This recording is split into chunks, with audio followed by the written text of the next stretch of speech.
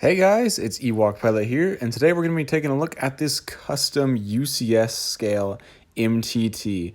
Now this MTT was built by the designer Just Bricking over on Instagram, and he's designed several mocks up to this point. But if you are interested in purchasing this at all, you can purchase the model itself along with the instructions over on jarjarbricks.com, and you can buy either the brown variant or the blue and gray CIS variant as seen in the Clone Wars, or you can just head over to rebrickable.com and buy the instructions there. And there you'll find the parts list as well, so you can buy the parts from Bricklink or an alternative bricks site like webrick.com. And you can also buy the CIS version there. But moving on to the model itself, as you can see, this thing is huge. It is so detailed. I love this super imposing look that you can get at this angle right here. It just looks so accurate to the source material.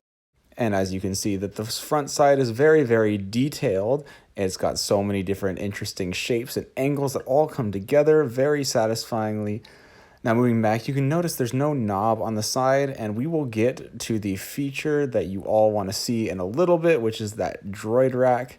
But as you can see in the back here, the detail does not stop. There is just so much to look at, so many good greebling bits. And as you can see, the angles aren't perfectly flat. It does kind of slant in at the back there, and there are a bunch of different just subtle shapes that you don't really notice unless you're looking for, but it's really awesome that they're there.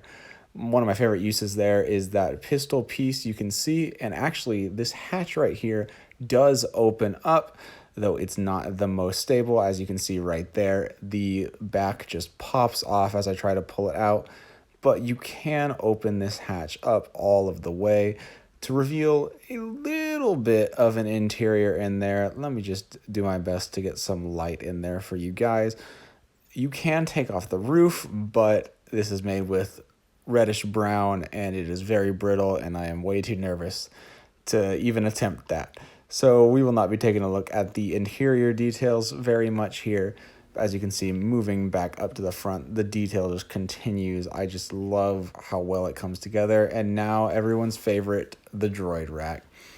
Now this one isn't that straightforward. You have to pull these Technic pieces out and prop up the hatch because there's no knob to turn. The droid rack is not propelled out. You actually have to hold it and then pull it out as well.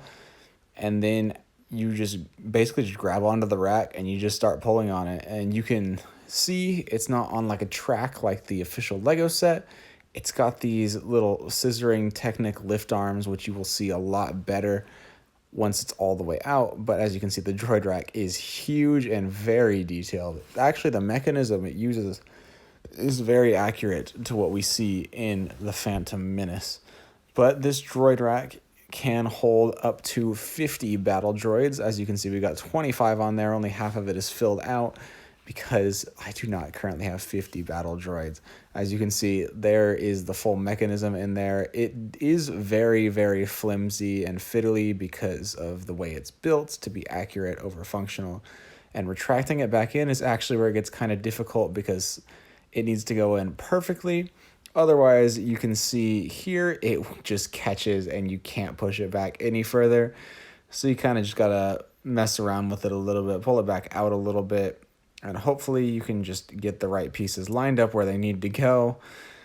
And then eventually it will just slide all the way back in there where it needs to go.